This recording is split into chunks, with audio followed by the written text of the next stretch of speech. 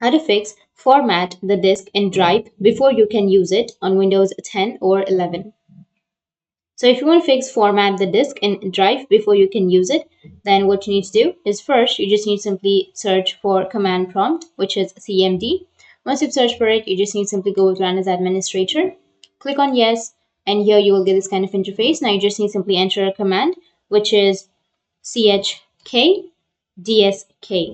and give it a space, and then enter your disk name in which you are facing the problem.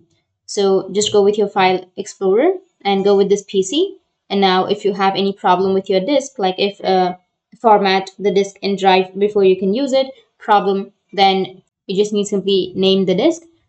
After space, you need to enter the disk name. For example, you can choose D or E. I'll be choosing D, and then colon space /F.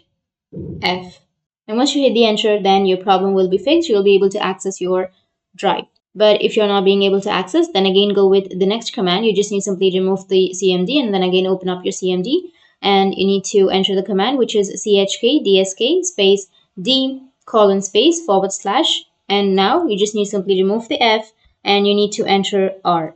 And once you hit the enter, it will scan your Drive and your problem will be fixed. So that's how you can fix format the disk in Drive before you can use it problem in your Windows 10 or 11. And if you have any questions, feel free to comment below. Thanks for watching.